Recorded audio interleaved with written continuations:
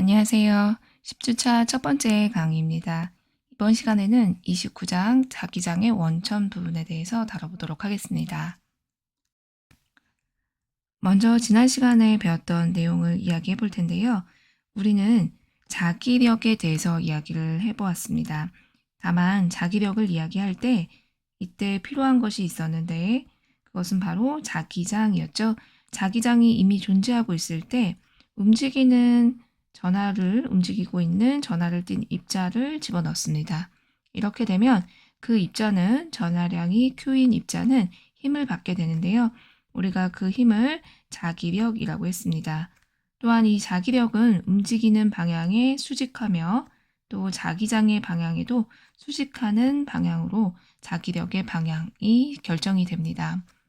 또 전하량의 크기에 비례하기 때문에 전하량이 크면 클수록 더 많은 힘을 받게 되고 또 빨리 움직일수록 또 힘의 세기가 커지고 자기장이 세면 셀수록 힘도 역시 같이 커지는 그런 거에 대해서 여러 가지 상황에 대한 문제를 풀어보았는데요. 또 이 자기력뿐만이 아니라 자기장이 있는 곳 혹은 동시에 있는 자기장도 있고 전기장도 있는 그 전기장과 자기장이 모두 있는 경우에 대해서 입자가 받는 힘도 계산해 볼 수 있었습니다.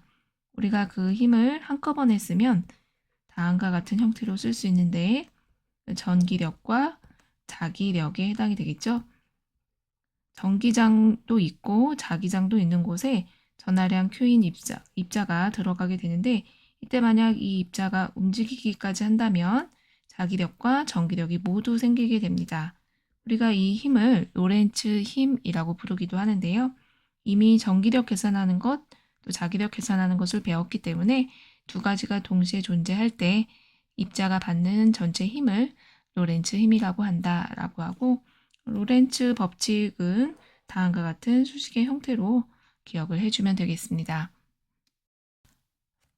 또 자기력을 계산하는 다른 형태의 수식도 배워보았는데요.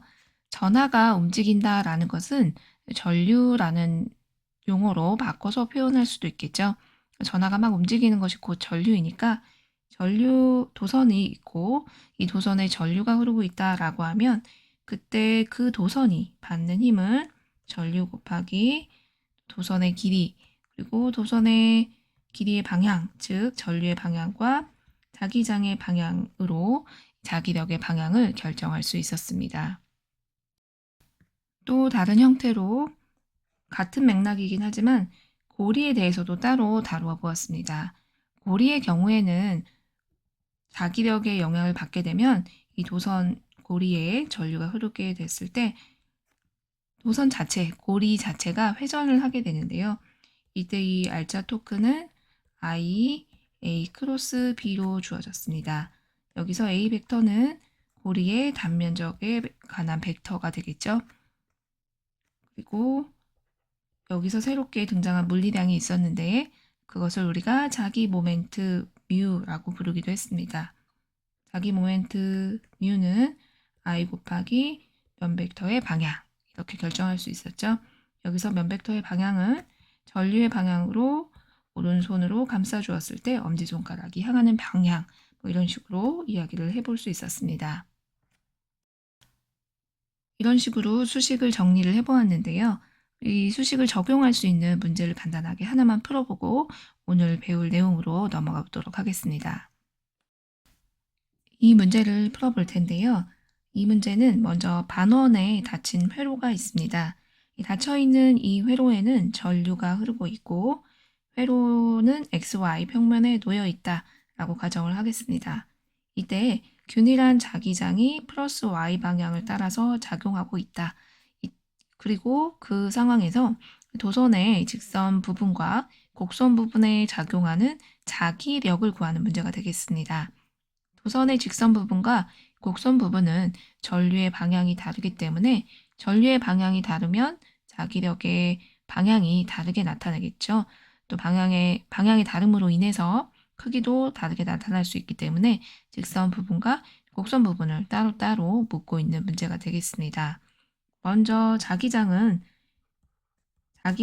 크기를 B라고 했을 때 y 플러스 y 방향을 향하고 있기 때문에 자기장은 BJ라는 성분을 가지고 있다라고 볼 수 있을 거고, 이 문제를 풀기 위해서 우리가 사용할 수식은 자기력을 구하여라 라는 것이 문제이기 때문에 I, L 크로스 B, 자기력을 구하는 식 중에 도선에 관련된 이 수식을 이용해 보도록 하겠습니다.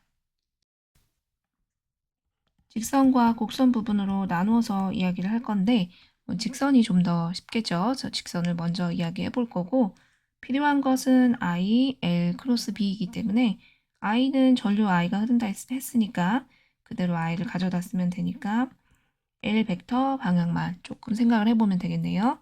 여기서 L 벡터의 방향은 도선의 길이가 본인의 크기가 될 거고, 방향성이라는 것은 전류의 방향이 이 길이 벡터의 방향이 될 테니까 전류의 방향은 플러스 x 방향을 향하고 있죠. 전류의 방향이 현재 플러스 x 방향을 향하고 있으니까 플러스 i로 바꿔주면 되겠습니다. 또 도선의 길이 l은 직선 부분을 이야기해보면 반지름 r인 반원인데, 도선 직선 부분의 길이 l은 바로 이 부분에 해당이 되겠죠. 따라서 L의 크기 대신에 R로 바꾸어서 이렇게 이야기해 볼 수 있을 겁니다.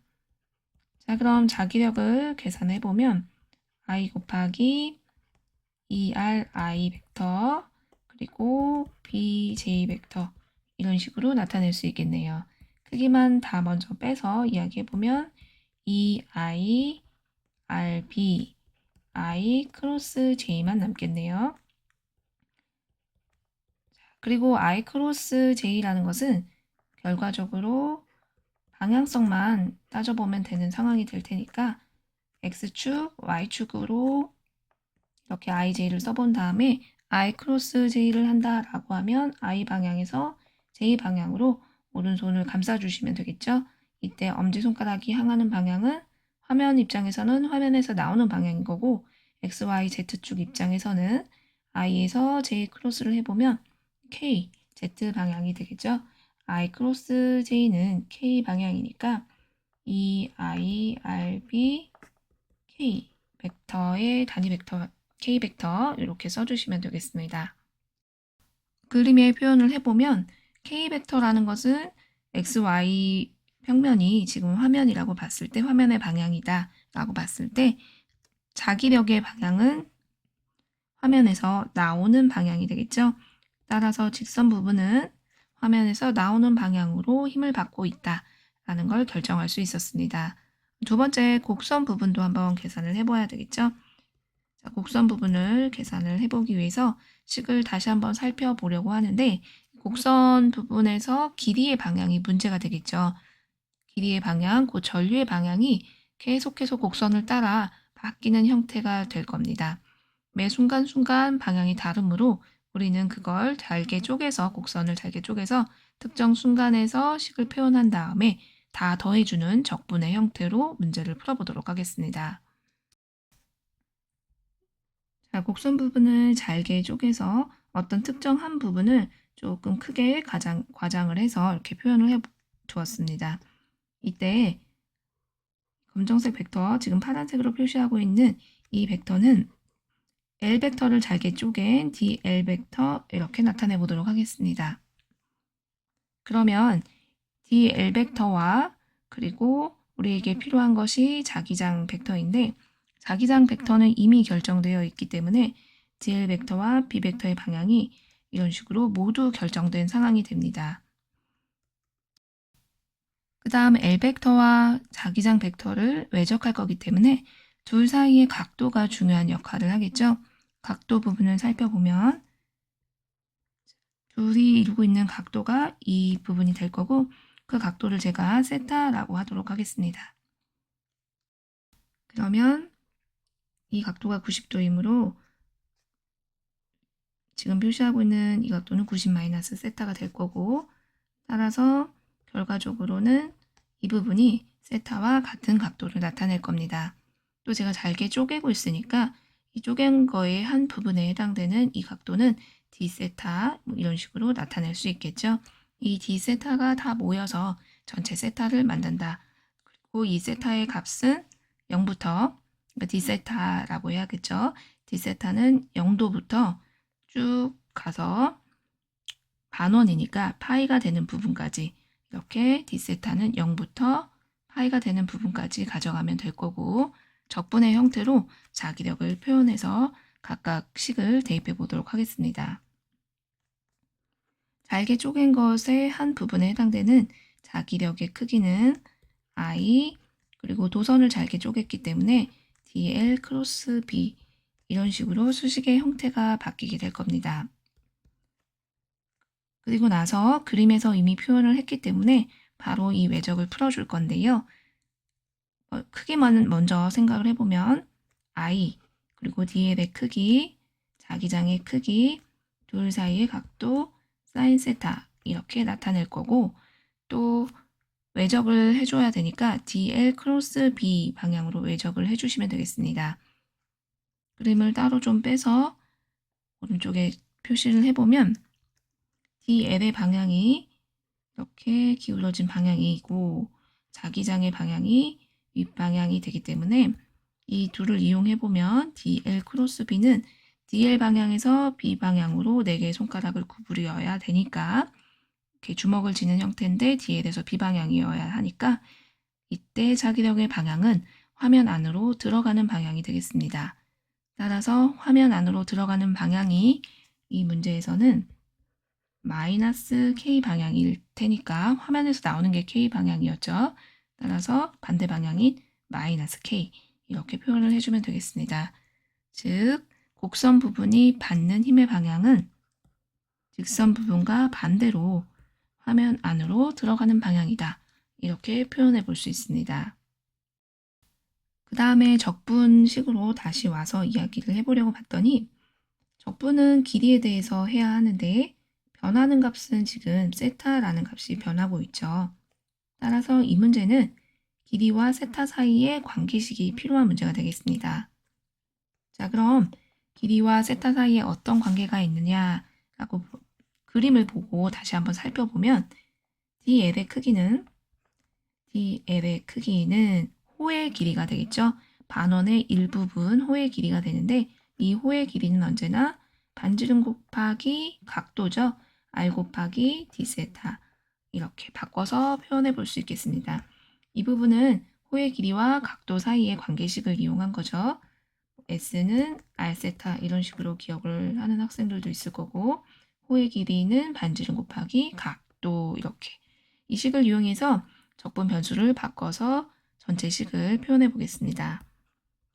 자기력은 일단 마이너스 보 밖으로 빼고요. 각도가 아까 0부터 파이까지 바뀐다라고 했으니까 0부터 파이까지 적분해 줄 거고 크기와 관련된 부분 I, B를 먼저 꺼내주고 그 다음에 DL 대신에 R, D세타를 쓸 거기 때문에 반지름 R을 먼저 써보겠습니다. 그 다음에 사인 세타, D세타 이렇게 될 거고 방향은 K 방향 이런 식으로 적분 부분을 표현해 보았습니다. 자, 그러면 마이너스 I, BR은 밖으로 빼고 남는 것은 사인 세타만 적분을 해주면 되겠네요.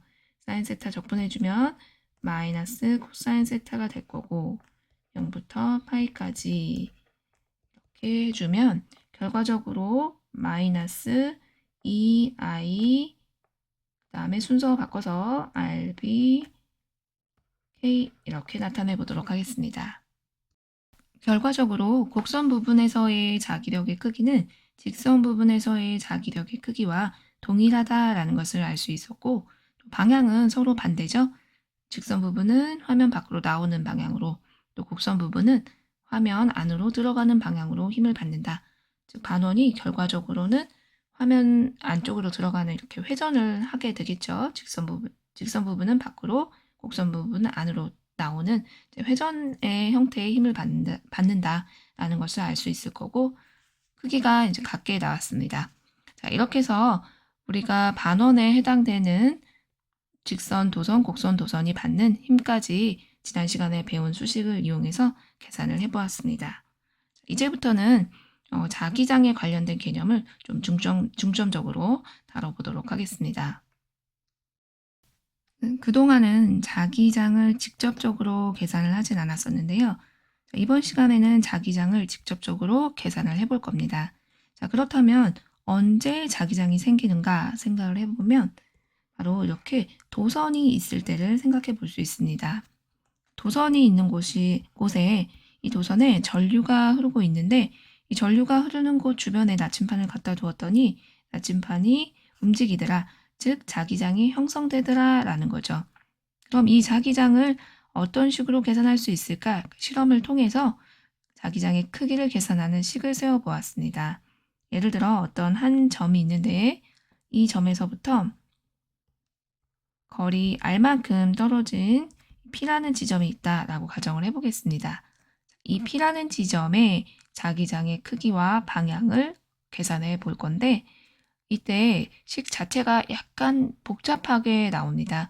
그래서 이 수식을 그러니까 유도하는 게 아니라 어떻게 보면 실험에서 찾은 수식에 해당이 되기 때문에 어떤 것과 비교가 가능하냐면 만유인력 법칙이라던가 또 쿨롱의 법칙하고 대응된다라고 볼 수가 있습니다.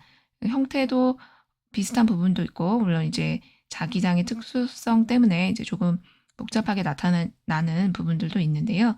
식을 먼저 쓰고 그리고 각각이 나타내는 것들이 어떤 의미를 가지는가 이 부분을 거꾸로 좀 살펴보도록 하겠습니다. 자기장을 구하는 식은 P라는 지점에서의 자기장을 구하는 수식은 4파이분의 뮤 제로 I 그다음에 R 제곱분의 ds 크로스 R 이런 식으로 나타낼 수 있습니다. 우리가 이것을 비오-샤바르 법칙이라고 부릅니다. 비오-샤바르 법칙은 자기장을 구하는 법칙이고 이때 기본적으로 필요한 것은 전류가 되겠습니다. 만유인력 법칙을 이야기하려면 질량이 필요하고 쿨롱의 법칙을 이야기하려면 전하가 필요했었죠. 자기장을 계산하려면 전류가 필요합니다.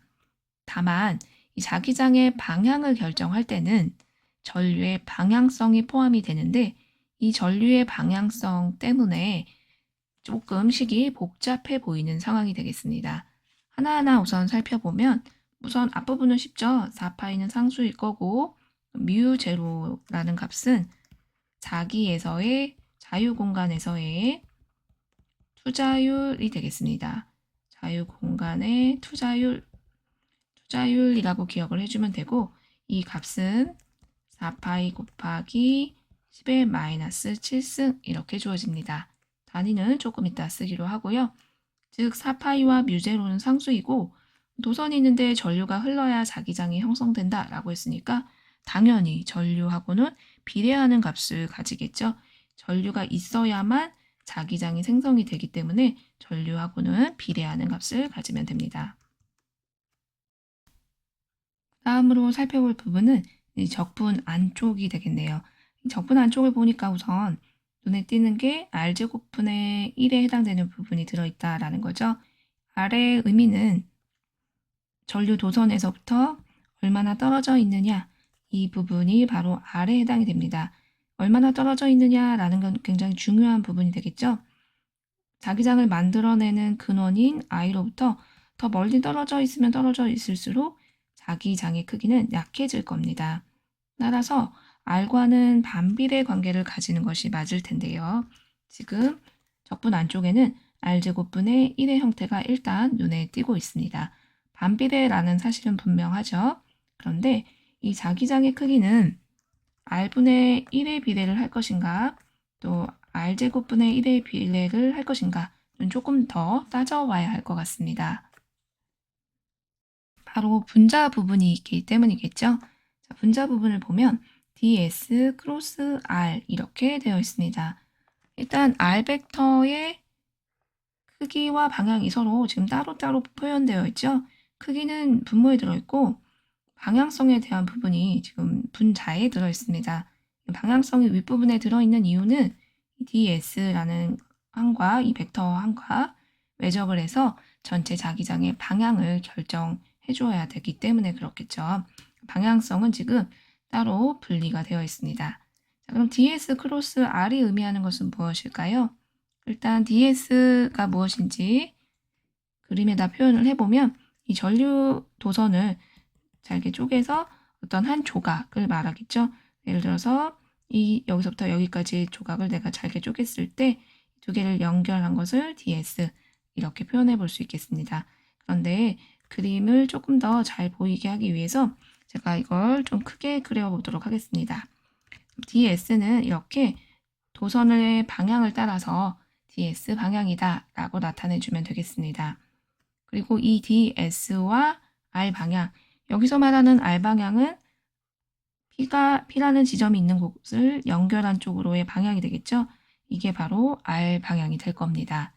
이 문제 같으면 ds 크로스 r 이렇게 한다라는 것은 ds와 r 벡터가 이루는 각도 부분을 감쌀 수 있도록 ds에서 r 방향으로 4개 손가락을 구부려주면 되겠죠. 즉 화면 밖으로 나오는 방향이 P라는 지점에서의 자기장의 방향이 될 겁니다. 또 이 식에서 의미하는 바가 한 가지 더 있는데요. 이 ds라는 것은 도선을 잘게 쪼갠 거의 한 미소 조각이 될 텐데 이걸 잘게 쪼개서 미소 조각을 그대로 두는 것이 아니라 나중에 다 적분을 해야 되잖아요. 적분을 한다라는 것은 전체 길이로 확장한다라는 겁니다. 즉 다시 말해서 분자에는 지금 도선의 길이와 관련된 부분이 포함되어 있습니다. 그래서 우리가 아까 분모에 r제곱분의 1이 들어있는데 이 분모 r제곱분의 그리고 윗부분의 길이와 관련된 개념이 하나 더 들어있게 되는데요. 도선의 길이죠. 그래서 결과적으로 나중에 정리를 해보면 자기장은 r분의 1에 비례하는 형태를 가지게 됩니다. 물론 r과 r이 직접적으로 분모 분자에서 상쇄되는 것은 아니지만 도선의 길이와 r 사이의 관계, 이런 관계 등이 서로 없어지게 되면서 결과적으로 자기장은 r분의 1에 비례하는 형태를 많이 가지게 됩니다. 또 ds 단위를 살펴보면 ds 벡터라는 것은 단위가 존재하죠. 미소 조각이긴 하지만 엄연히 존재하는 물리량입니다. 또 r 벡터를 보면 밑부분에 아래부분에 지금 크기가 들어있기 때문에 단위를 써보면 미터 제곱이 될 겁니다. 그리고 위에 분자에 있는 r의 단위 벡터는 당연히 단위가 존재하지 않겠죠. 방향만 있는 거니까. 결과적으로 전류의 단위는 암페어, 그리고 4파이는 상수니까 단위가 존재하지 않을 거고, 따라서 이 뮤제로라는 단위를 유도를 해보면 자기장의 단위는 테슬라인데 뮤제로는 테슬라 그리고 미터가 하나 지워지게 됐죠. 그래서 테슬라 미터 제곱 퍼 암페어가 아니라 테슬라 미터 퍼 암페어 이런 단위를 가지게 됩니다. 이 부분이 이제 만유인력 법칙과 쿨롱의 법칙하고는 조금 다른 부분에 해당이 되겠죠. 보통 그 두 가지 법칙은 거리의 제곱에 비례하는 항이 들어 있었는데 자기장 부분은 그 부분이 조금 다른 형태로 나타나게 되더라. 즉 분모의 미터 제곱의 단위도 있지만 분자의 미터 길이에 관련된 단위가 하나 더 들어가게 된다. 뭐 이런 형태로 생각을 해주면 되겠습니다. 정리해서 다시 한 번만 써보면 자기장을 계산하는 이 법칙, 실험을 통해서 도선 주변의 자기장을 이제 정량적으로 나타낸 것이 바로 이 수식인데 우리가 이 수식을 비오 샤바르 법칙이라고 할 거고 이 자기장의 크기는 일단 상수 4파이분의 뮤제로가 붙고 전류에는 비례하는 물리량이 되겠습니다. 또 이 전류 도선을 잘게 쪼개서 그 하나의 미소 조각을 ds라고 나타냈을 때 ds와 그리고 내가 계산하고자 하는 지점까지의 거리에 해당되는 이 거리의 단위 벡터, 즉 크기는 빼고 방향만 나타낸 벡터와 외적을 해서 자기장의 방향을 결정할 거고 그다음에 내가 계산하는 지점까지의 거리의 제곱에는 반비례하는 형태가 되겠습니다. 자, 이것을 우리가 잘 적분을 해서 자기장을 계산을 해주면 되는데요. 이때 이 자기장을 계산하는 비오 샤바르 법칙을 이용하는 것은 생각보다는 조금 간단하지는 않습니다. 그래서 연습이 몇 가지 필요한데요. 엄청 어려운 도선의 형태를 풀려는 것은 아니고 직선 도선 제일 간단하겠죠. 이렇게 딱 하나로 펼쳐져 있는 이 직선 도선의 자기장을 제일 먼저 계산해 보도록 하겠습니다. 그림과 같이 무한 직선 도선이 있을 때 이 무한 직선에 의한 자기장을 계산해 보도록 하겠습니다. 일단 문제를 풀기 위해서 이 직선 도선이 x축 상에 놓여져 있다라고 가정을 해볼 거고요.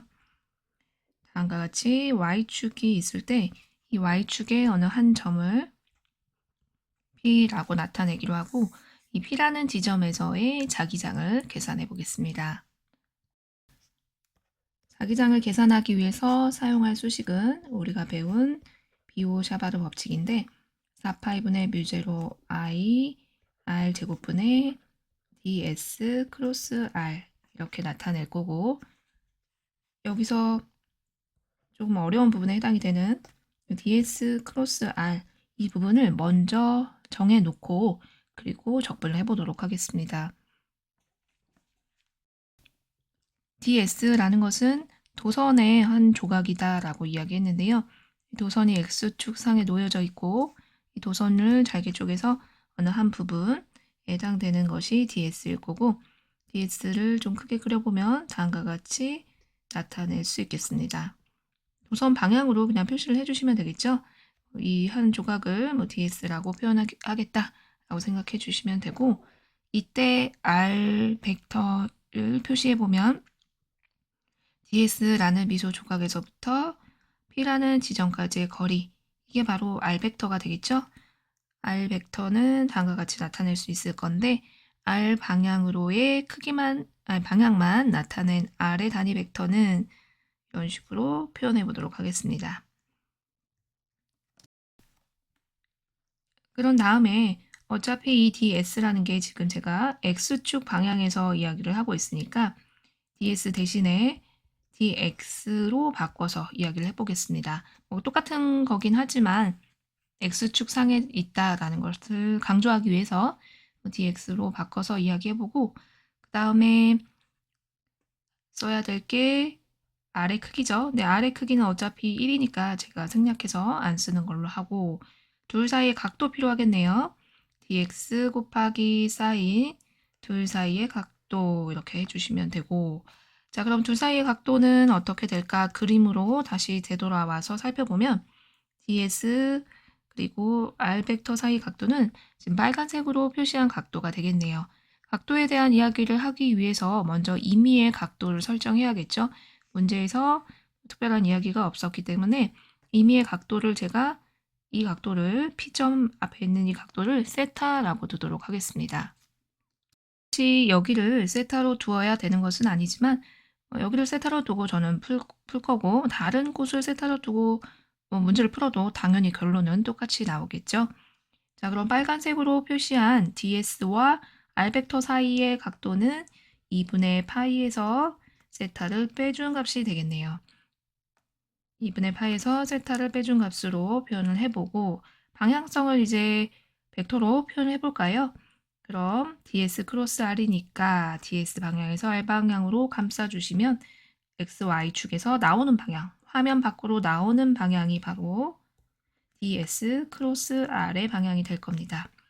x 그리고 y축 방향에서 이렇게 r 방향이 좀 기울어져 있으니까 ds에서 r 방향으로 오른손을 감싸주시면 엄지손가락 화면 밖으로 나오는 방향이 되겠죠. 자, 이런 식으로 표현을 해주고 x축, y축 이렇게 했을 때 z축은 화면 밖으로 나오는 방향이 바로 z축이 됩니다. 자, 그래서 제가 k 벡터로 표현을 하였고 조금 정리해서 다시 써보면 ds 크로스 r은 dx 사인 2분의 파이 마이너스 세타는 코사인 세타와 같으니까 dx 코사인 세타 k 이렇게 나타낼 수 있겠네요. 이제 조금 적분이 가능하도록 정리가 된 상태로 볼 수 있는데 분모 부분도 다시 한번 보면 분모는 r 제곱분의 1이네요. 여기서 말하는 이 r은 ds에서 p라는 지점까지 거리에 해당이 되는데요. 우선 P라는 지점이 도선에서 수직 방향으로 A만큼 떨어져 있다라고 가정을 해보겠습니다. 얼만큼 떨어져 있는 지점에서의 자기장을 계산할 것인가는 사실 꼭 필요한 내용이 되겠죠. 자, A만큼 떨어진 곳에서의 자기장을 계산할 거다라고 이야기를 해보고, 자, 그렇다면 R의 크기는 무엇에 해당이 되느냐? R은 삼각형, 지금 파란색 점선과 A가 이루고 있는 삼각형의 각도, 삼각형의 빗면에 해당이 되는데, 이 R을 각도를 이용해서 다시 한번 나타내 보면 R은 코사인 세타로 이야기했을 때 코사인 세타가 R분의 A에 해당이 되기 때문에 R은 코사인 세타분의 A에 해당이 될 겁니다. 제가 이걸 이렇게 바꾸는 이유는 지금 적분을 해야 되는데 적분 안에 변하는 값들, 변수가 너무 많은 거죠. 변수도 많고 또 적분을 하려고 하는 적분 변수와 맞지 않는 값들이 많기 때문에 이걸 좀 미리 맞춰주려고 하는 겁니다. 결과적으로 저는 세타 쪽으로 전부 가져가려고 하는 거고요. 세타로 가져가는 이유는 적분할 때 코사인이나 사인이 들어있는 편이 적분이 훨씬 수월하기 때문이겠죠. 그래서 R을 코사인 세타분의 A로 바꾸었고요. 여전히 적분은 지금 길이에 대한 표현을 하고 있기 때문에 이 길이 부분을 조금 더 바꿔보도록 하겠습니다. 자, X에 해당되는 것을 우리가 어떤 것으로 나타낼 거냐면 그림에서 보면 X가 바로 원점에서 X축과 Y축이 만나는 지점에서 내가 현재 보고 있는 미소 조각이 있는 곳까지의 거리에 해당이 됩니다. 이 x도 계속해서 변하는 값이 되겠죠. 그러니까 어느 지점을 보고 있느냐, 도선에서 어느 지점을 보고 있느냐에 따라서 이 x 값도 계속 바뀔 겁니다. 자, 그럼 이 x를 세타도 계속 바뀌죠. 세타로 바꿔서 표현을 해볼 텐데요. x는 어차피 삼각형 안에서 결정이 될 건데 탄젠트 세타가 x분의 a이므로 x는 a 곱하기 탄젠트 세타 이렇게 표현해 볼 수 있습니다. 그런데 이 세타라는 값을 만약에 여기서 양수로 본다라고 가정을 해버리면 a 탄젠트 세타가 양수가 되겠죠. 근데 x는 지금 음수 쪽에 나와 있기 때문에 부호를 마이너스를 붙여줘야 할 겁니다. 저는 현재 여기서 이 세타를 양수로 보고 있는 상황이 되겠죠. a 탄젠트 세타가 양수가 되는데 x는 음수 쪽에 있기 때문에 마이너스를 붙여서 표현한 것입니다. 난 세타를 음수로 보고 싶은데요 라는 학생도 있을 수 있죠. 그러면 그거에 맞춰서 또 문제를 풀어나가면 또 역시 마찬가지로 결론은 똑같이 나오니까 반드시 이렇게 해야 된다라는 것은 없습니다. 임의로 설정을 할 건데 제가 왼쪽에다 그림을 그렸고 이 왼쪽에 있는 이 세타 값을 양수로 취급하겠다라고 본 상황이라고 생각을 해주시면 됩니다. 자, 그런데 우리한테 필요한 것은 dx이기 때문에 이 식을 또 변형해야 되겠죠. 자, dx는 탄젠트 세타를 미분해서 얻으시면 되겠죠. 탄젠트 세타 미분해서 바꿔 표현해 보면 마이너스 a 코사인 제곱 세타분의 1 d 세타 이런 식으로 바뀌게 될 겁니다. 양쪽에 이제 미분을 취해줬다라고 생각을 해주면 되겠죠. 자, 그러면 우리가 정리한 식들을 이용해서 다시 한번 비오샤바르 법칙을 써보면 마이너스를 먼저 꺼내서 마이너스 4파이분의 뮤 제로 i 이렇게 바꿔줄 거고, 그 다음에 제일 먼저 써볼 거는 지금 여러 가지 항들이 있는데 r제곱분의 1을 먼저 써볼게요. r제곱분의 1은 a제곱분의 코사인 제곱 세타 이렇게 바뀌었고요. 그 다음에 바꿀 것은 r제곱분의 1은 했으니까 ds 크로스 r 이 부분을 하면 되겠죠. ds 크로스 r은 식 1에 표현되어 있습니다. 자, 이 식 1을 여기다가 가져다 쓸 건데요. 다만 dx 역시 우리가 식 2에서 바꿨으니까 식 2를 이용해서 바꿔서 표현을 해보면 a d 세타 위로 올리고 코사인 제곱 세타 이렇게 dx 부분을 바꿔서 표현을 했습니다. 부호는 미리 꺼내놨고요. 그 다음에 뒤에는 코사인 세타가 붙어야 되죠. 1번 수식을 계속 이어서 써줘야 되니까 이렇게 하면 d세타에 대한 적분의 형태로 식이 바뀐 것을 확인할 수 있습니다. 한 번 더 정리를 해보면 지워줄 것들은 이제 지워줘야겠죠. 코사인 제곱 세타 부분 지워지고 a도 하나 지워지고, 자 그러면 남는 것은 상수를 밖으로 꺼내면 4파이 a분의 뮤 제로 i 상수 모두 꺼냈고요. 안쪽에는 코사인 세타가 여전히 남아있고 d세타 k 이렇게 바뀌게 됩니다. 코사인 세타 d세타를 적분해주면 되는데요. 적분의 각도는 어디서부터 어디까지 적분해야 될까요? 저는 지금 왼쪽 상황을 먼저 바라보고 있었으니까 왼쪽 부분을 먼저 표현을 해보면 무한직선 도선이기 때문에 각도는 어디서부터가 가능하냐면 이 부분이 모두 가능하겠죠. 이렇게 세타 1이라고 해볼까요? 세타 1부터 이쪽도 끝까지 가능하겠죠. 수평선을 이루는 부분까지 세타 1과 세타 2까지가 모두 가능한 상황입니다. 따라서 세타 1, 세타 2 이렇게 표현해 볼 수 있겠습니다. 물론 여기서 세타 1, 세타 2는 제가 임의로 정한 거죠. 정리해서 적분을 해보면 코사인 세타 적분하면 사인 세타인데 마이너스 코사인 세타를 적분했다라고 생각을 해서 앞에 부 마이너스를 포함해서 적분했다라고 가정해보면 4파이 a분의 뮤제로 i 사인 세타 1 마이너스 사인 세타 2 이렇게 바뀔 수 있겠네요. 자, 여기까지 정리가 되었습니다. 여기서 중요한 포인트는 세타 1과 세타 2가 무한직선 도선이기 때문에 이미 얼마인지 알고 있다라는 사실이죠. 세타 1은 왼쪽 부분을 제가 플러스 취급을 했었죠. 아까 애초에 제 설정 자체가 왼쪽 부분이 플러스였기 때문에 세타 1은 플러스 2분의 파이가 될 거고 이에 반대 방향 쪽이 세타 2는 마이너스 2분의 파이가 됩니다. 이게 이런 식으로 나오는 이유는 이 직선 도선의 가운데 부분을 나누어 줬고 x 길이에 대한 부분이 적분 변수로 들어가기 때문에 어쩔 수 없이 부호가 조금 복잡한 형태로 나옵니다.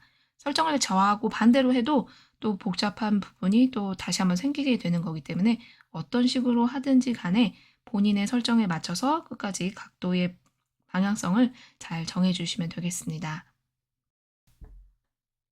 2분의 파이와 마이너스 2분의 파이를 집어넣어 보면 결론을 얻을 수가 있는데요.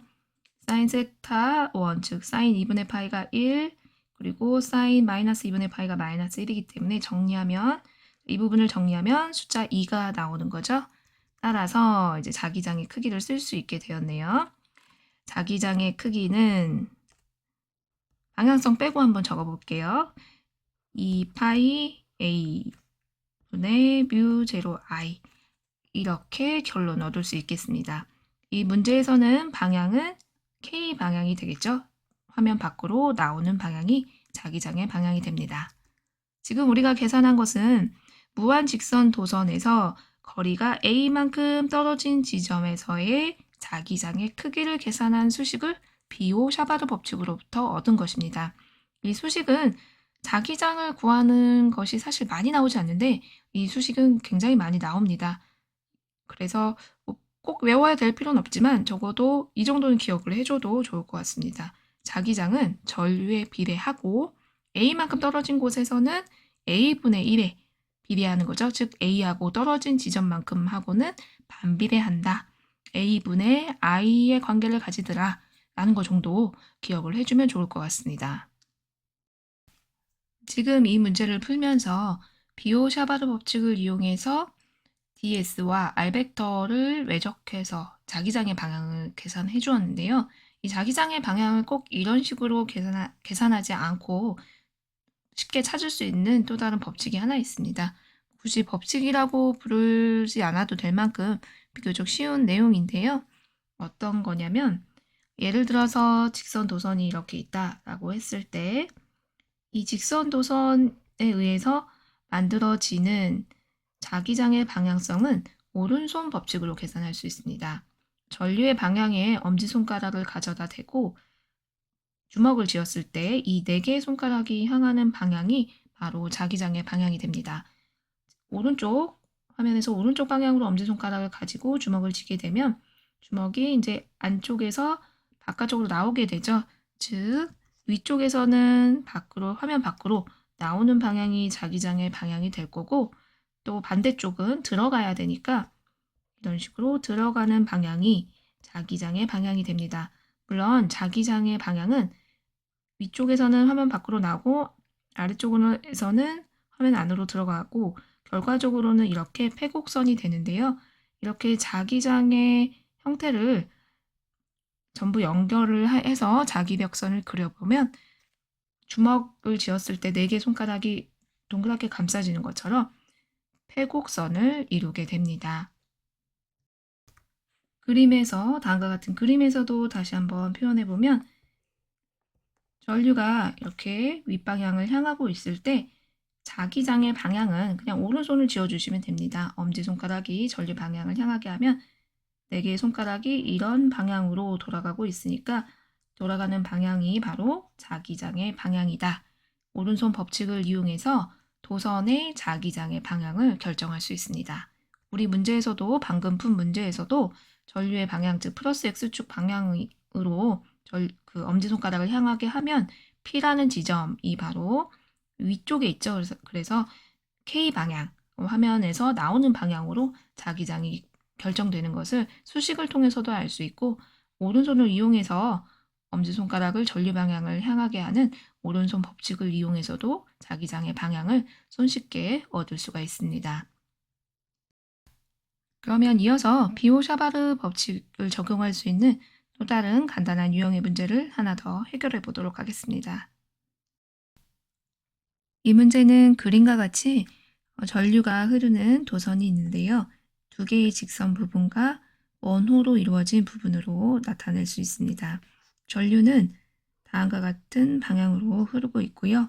이때 우리는 점 O에서 중심점에서 자기장의 크기를 한번 계산해 보려고 합니다. 비오-샤바르 법칙을 먼저 적어두었는데요. 이 법칙을 이용해서 크기를 계산해 볼 건데 한 가지 ds 크로스 r 부분을 먼저 해결을 해보고 가면 식을 조금 더 간단하게 풀 수 있을 겁니다. ds라는 것은 도선을 잘게 쪼갰을 때 한 조각이기 때문에 다음과 같이 직선 부분 그리고 원호에 해당되는 부분 또 아래쪽 직선 부분을 고려해 볼 수 있습니다. 이때 우리가 ds를 표현을 해보면 위쪽 직선에서는 다음과 같은 방향일 거고 아래쪽 직선에서는 또 이런 방향을 향하게 되겠죠. 여기에다가 R방향을 먼저 표시를 해볼 텐데 이 R방향이라는 것은 ds 조각에서 내가 계산하고자 하는 지점 O까지를 연결한 벡터의 방향이 됩니다. 빨간색으로 표시를 해볼 텐데요. 이런 식으로 위의 도선과 아래쪽 도선을 보면 지금 직선 부분에서는 ds와 r 벡터가 서로 나란하다라는 것을 알 수 있습니다. 2가지 경우 모두 나란한 형태이기 때문에 외적의 경우에는 나란할 때, 즉 이걸 풀어보면 ds의 크기 곱하기 r의 크기 곱하기 사인 세타이기 때문에 ds의 방향과 r의 방향이 나란하면 결과적으로 그냥 0이 되겠죠. 따라서 직선 부분의 자기장은 전부 0이다라는 것을 알 수 있습니다. 즉 우리는 곡선에 해당되는, 즉 원호에 해당되는 부분만을 계산해 주면 되겠습니다. 그럼 원호 부분을 중점적으로 이야기해 보면 ds를 다음과 같이 파란색으로 표시해 볼 수 있을 거고 또 r벡터는 점 O까지 연결했을 때의 상황이니까 r벡터도 이런 형태로 그려볼 수 있겠습니다. 그리고 둘 사이에 각도가 이제 ds 크로스 r의 각도 세타가 될 텐데요. 원호이기 때문에 ds와 r벡터 사이는 직각을 이루게 될 겁니다. 이걸 이용해서 조금 더 정리를 해볼 텐데 먼저 미소 조각이 만들어내는 자기장 이런 식으로 정리를 해볼까요? db는 상수 부분은 똑같이 4파이분의 뮤제로 이렇게 쓸 거고 i 4파이분의 뮤제로 i가 빠졌네요. 위에 수식에서 4파이분의 뮤제로 i 이렇게 나타내주고 그 다음에 분모 부분을 써보면 ds에서부터 점 O까지의 거리는 원의 반지름에 해당이 되니까 a제곱 이렇게 표현할 수 있습니다. 그리고 위에 ds 크로스 r 부분을 정리해보면 ds의 크기 곱하기 r의 크기는 1이고 세타는 90도이니까 사인 90은 1이어서 다음과 같이 간단하게 정리가 되는 것을 알 수 있습니다. 자, 그 다음에 자기장을 계산해 보면 되겠네요. 자, 자기장은 따라서 적분을 해보면 되는데 적분하고 관련이 없는 4파이 a 제곱분의 뮤제로 i 상수 부분을 꺼내보고 ds 이렇게 내가 원하는 부분을 전부 적분을 해서 계산해주면 됩니다. 원호 부분을 잘게 쪼갰다가 다시 다 더하는 거니까 결과적으로 길이를 쪼갰다가 다시 더하면 그냥 본래의 길이가 나오겠죠? 원호의 길이를 만약 s라고 했다라고 가정하면 그냥 그 s가 나올 겁니다. 또 호의 길이는 우리가 반지름 곱하기 각도라는 것을 알고 있으니까 그림에 나와 있는 세타를 이용해서 문제에서 중심각이 세타인 원호라고 했으니까 이걸 이용하면 반지름 a 곱하기 세타가 바로 원호의 길이가 되겠습니다. 그럼 a가 뭐 분자에 들어있으니까 정리해보면 결과적으로 자기장의 크기는 4파이 a분의 뮤 제로 i 세타 이렇게 정리됩니다. 이렇게 해서 우리가 원호에서 자기장을 계산해 보았는데요. 이걸 조금 더 확장을 해볼까요? 이 문제를 조금 더 확장해서 원호가 아니라 원 전체에 대한 이야기를 한다면 반지름이 라지 r인 원이라고 가정해 볼까요? 반지름이 라지 r인 원형의 고리가 있을 때 이 원형 고리의 중심에서 원형 고리가 있고 이 원형 고리 중심에서의 자기장은 어떤 식으로 표현이 될까 생각을 해보면 확장을 하면 되겠죠. 원호 세타인데 각도가 이 세타가 총 2파이만큼 확장됐다라고 보면 되겠네요. 그렇다면 원형 고리가 있을 때 중심에서의 자기장입니다. 중심에서의 자기장은 세타에다 2파이를 넣어주면 되니까 2a분의 뮤 제로 i 이런 식으로 정리되는 것을 우리가 계산했던 식으로부터 간단하게 찾을 수도 있겠습니다. 이렇게 해서 비오-샤바르 법칙에 대한 이야기를 모두 끝냈습니다. 다음 차시에 이어서 계속해서 자기장과 관련된 이야기를 해보도록 하겠습니다. 수고하셨습니다.